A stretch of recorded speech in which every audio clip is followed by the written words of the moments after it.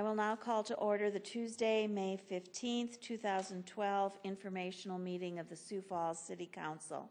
Welcome to all of you here at Carnegie Town Hall, those watching us on CityLink or at siouxfalls.org. We'll begin today's meeting with a staff report by City Clerk Lori Hogstead. Lori? Thank you, Council Chair Aguilar and City Council members. Just some meeting reminders for this week. Tomorrow morning, Wednesday morning at 7:30 is the Breakfast Club meeting, and that will be at the Washington Pavilion. And this month's session is a roundtable session, and Jim David will be attending that meeting as your representative. Along with some of the council members have RSVP'd. If you would still like to attend, certainly let Jim know. Monday, May 21st, we have a number of meetings that day, and it's a little bit out of the ordinary for a Monday. But we first have a 2 p.m. installation ceremony for our newly elected and re-elected city council members. At 5 p.m. we have a special meeting to elect the chair of the council, the vice chair, and the fourth member of the council operations committee. At 5:30 we will have a joint city Minnehaha County meeting, and that will be here as well. And then at 6:30 a council work session. So our Monday will be full of meetings, and that will be the last time we will have Monday items, and we'll go on to our normal Tuesday schedule then. That is it. Thank you. Thank you, Lori. Any questions for Lori? If not, Councilor Anderson, would you like to give us a report on the Public Services Committee meeting that was held Tuesday, May 8th? That I can do, Chair. Thank you. After a review and approval of minutes from April 9th, the Public Services Committee took up a distracted driving proposal made by Rich Lawler. He was the coordinator for Citizens for Phone Safety and while driving. During the presentation, they gave several examples of other cities and states that do have distracted driving laws, and gave some other examples and reasons of why the City of Sioux Falls should also look at coming up with some proposals for ordinance for distracted driving. At this time, it has been tabled at our Public Services Committee, and committee members Aguilar and Erfenbach are working with the City Attorney's Office, and I believe one of our law enforcement officials to look at proposing some type of draft ordinance back to the Public Services Committee. And I believe that will be done maybe in the next month or so. And that was what we had for that day. Any questions for Councilor Anderson? If not, thank you very much. We'll now go on to City Council open discussion.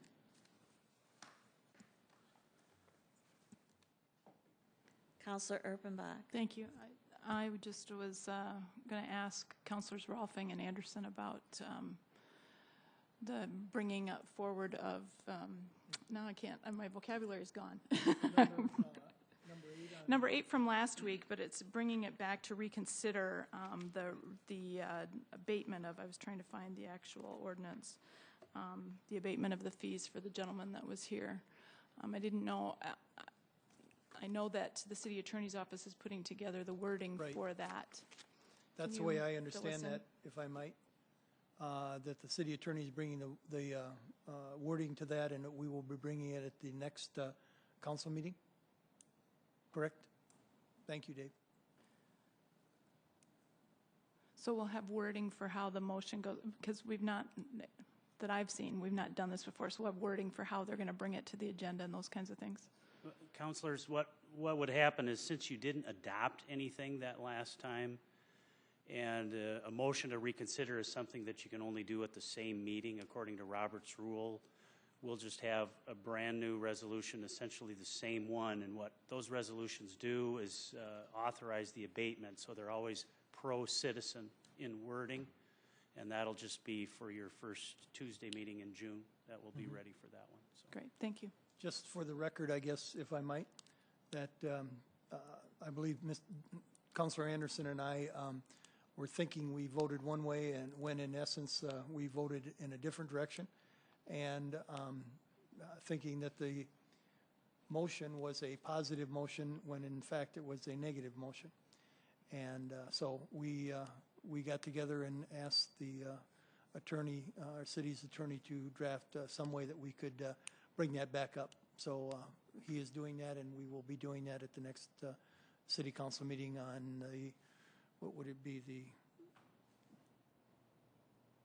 let's see, tomorrow will be the 16th, 6th and 7th is 23rd.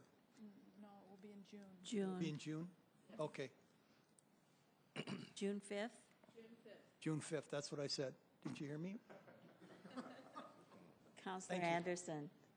Just to add to this also, after that meeting, speaking with the property owner, another issue came up that has been a long-running issue that the property owner has with the city, and that is drainage, how development happened and it's draining into his property and causing extensive damage. I took a tour of that property on Friday, and I will include the city council in an email that I'm sending to the engineer's office requesting information on how that drainage was done. When I got to basically the corner of that property, there's 3 street drains that actually drain, separate drains. There's 5 drains in this intersection, and I can see that 3 of them are draining directly into this property. So once again, once I get some information from our engineering public services department, or excuse me, yeah, that I will pass that on to the rest of the council also. Thank you. Any other council open discussion? If not, we'll go on to presentations, and our first presentation is by Rich Oaksel, our lead internal auditor.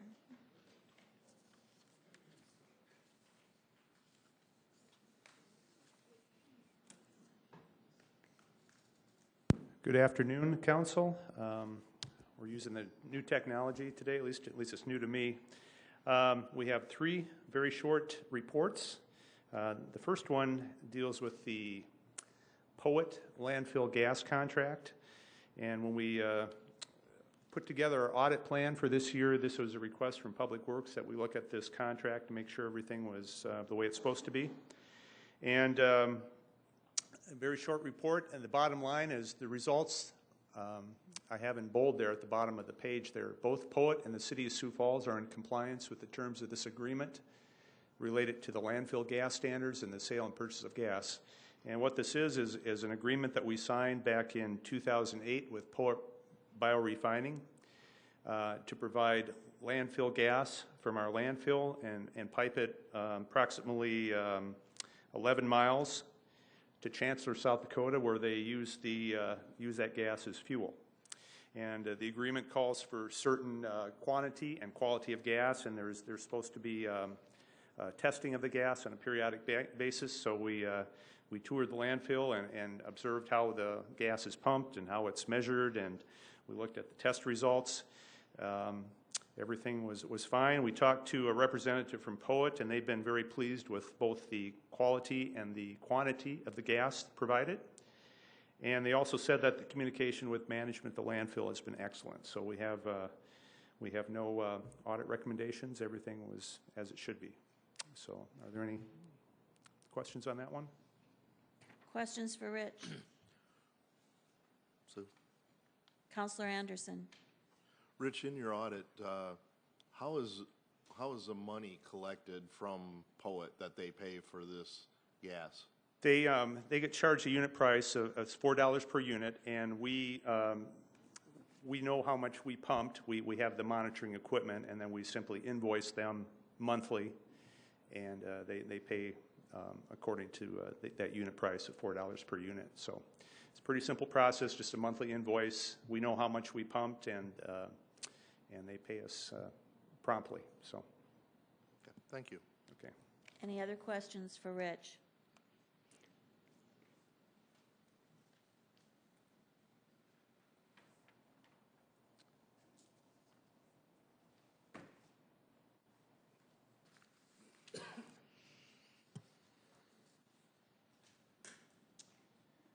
Our next report deals with the citywide fees, and we did this report to see what the if we had some sort of overall philosophy, or if we had a policy on city fees. It's considered a best practice. We looked at the 1996 GFOA best practices publication called Establishing Government Charges and Fees, and they had recommended that city councils and elected officials have a kind of an overarching philosophy or a written policy about city fees. We're not talking about taxes, we're talking about the fees, basically like user fees, whether it be at the landfill or whether it be a bike license, or there's hundreds of fees that the city collects. And the idea was that the city council should come up with a philosophy of how much do we expect to recover when we charge a fee. For example, for swimming pools, are we trying to recover a certain percentage of cost? Obviously, enterprise funds, we have a policy on that we want to recover the full cost for enterprise fund. And then we also asked a sampling of departments. How do you come up with your fees? How often do you review them? We found that most departments are looking at their fees on a periodic basis. We also did a sample to see if they have the correct fees posted on their website, according to ordinance, and for the most part they did. Obviously, we didn't check every single fee. I think there would have been probably over 500 different fees that the city collects. But we did ask permission from the audit committee that we had several recommendations. We didn't want a written response because they weren't really directed at one department. But we would like to have that discussion with the fiscal committee about the wisdom and of setting a citywide fee policy. Many cities do that, where there's lots of examples. We envision a policy wouldn't be in too great a detail. We don't want to have a 20-page policy, but maybe a 2 or 3 page policy, kind of indicating to departments what the intentions are of the council, how much for a particular fee, how much of the expense of providing that service should be recovered through the fee. Obviously, you'd have different types of fees. Some fees you'd want to collect 50% or more. That'd be up to the council to decide. Other fees you just want to collect maybe, the idea isn't to recover cost. It's more to, have some cost for that service, so that's not free and that you don't get overwhelmed by people wanting that service. But that's something for the council to discuss in a policy. We also had a recommendation about where those fees should be in ordinance.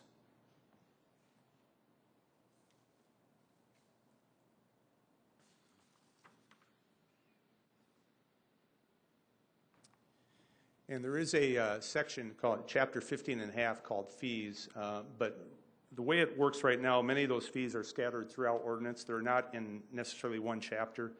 And we were thinking that over time, it might be wise to maybe try to migrate a lot of those fees into that one section of ordinance. It might be easier for people looking for fees or for departments looking for fees to have them in one spot.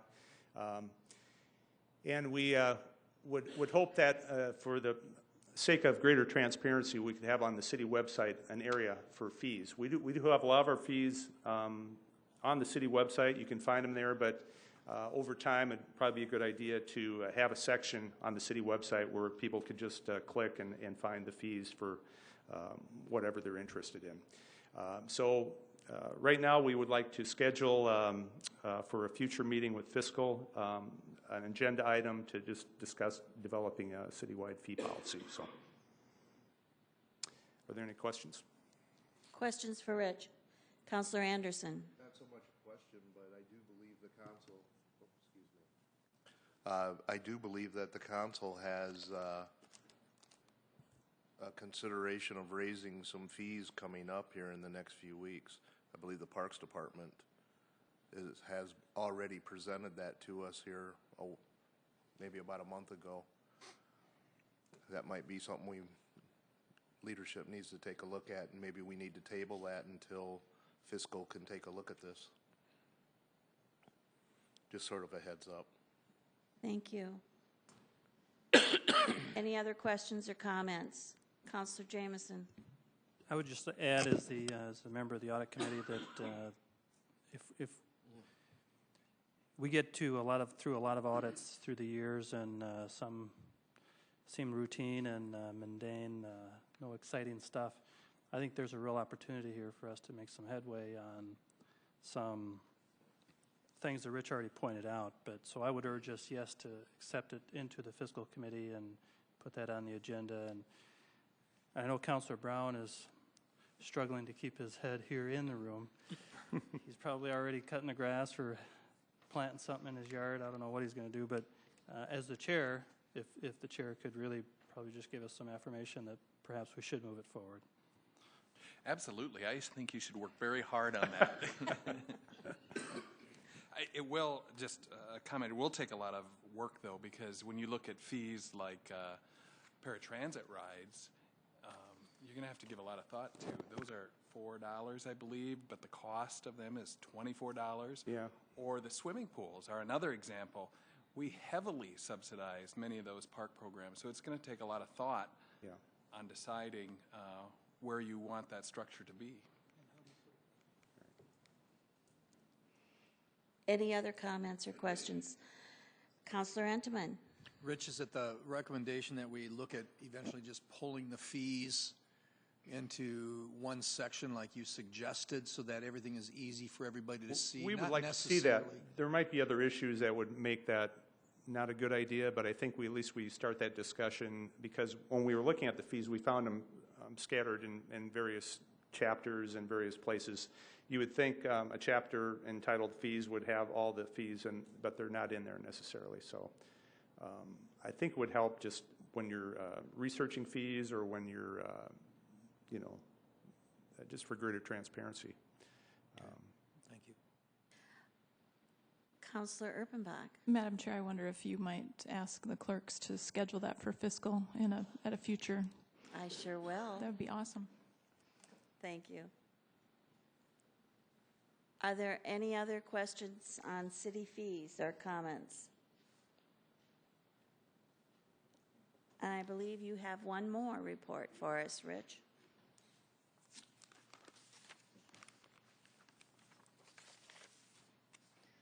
This is more an information report, something that we started last year, trying to do this about every 6 months or so. We just kind of report on the 6 biggest public facility contracts or agreements that we have, namely the Washington Pavilion, the Zoo, the Arena, Convention Center, Transit System, and the municipal golf courses. And we just provided some information in detail further in the report. But 4 things I'd like to point out that we noticed the process for monitoring the contract is showing improvement. They have matrices and checklists, and they have shared folders on the network that departments and finance use to communicate with each other and do a better job of coordinating the reports and the the insurance and the various requirements of the contract. So we wanted to note that's showing improvement. We also understand the council budget analyst, David Bixler, will be working on standardizing the reporting to the council. When these management companies report to you, that there will be some maybe more standardization of what you receive as a council member when you get a briefing on, say, the pavilion contract or the zoo contract. So, you get used to seeing the information in more of a standardized format. So I think that's a good thing. We did notice that the pavilion is still on a month-to-month basis. Their agreement expired, I believe, at the end of 2011. So we noted that the agreement was extended on December 7th until a new management agreement is agreed upon by both parties. So that was sort of on an ongoing basis there. As I think you're well aware, the SMG contract for the arena and the global contract for the convention center is expiring this year. You'll be receiving updates from the administration on who will be managing those facilities along with the new event center. I think the intention is you'll just have one company managing that sort of campus instead of having 2 companies kind of side by side. So you'll be getting further information on those contracts. So we didn't really notice any big issues there. It appeared to us that the reports were coming in as they're supposed to, that the insurance requirements were being met, and that the process for monitoring the contracts appears to be better than it has been, say, 2 years ago when we started looking at this. So, Councilor Brown. First of all, Rich, this is really handy. It's never been presented so simply and clearly. Thank you. But I do have one question under page 3, the Horse Barn Arts Center, Sioux Empire Arts Council. They are no longer in that facility, so I'm wondering why we have $31,000 in the budget and whether that's been paid out. I will check on that. That's what I saw in the budget for 2012. And maybe it's for some other management agreement other than the facility itself. Yeah, I think they, as I recall, I saw something where they were looking for somebody to move into that building or something, but I will check on that and I will email the council on that. But that was, we did have a line item for $31,000 in there, so. Thank you.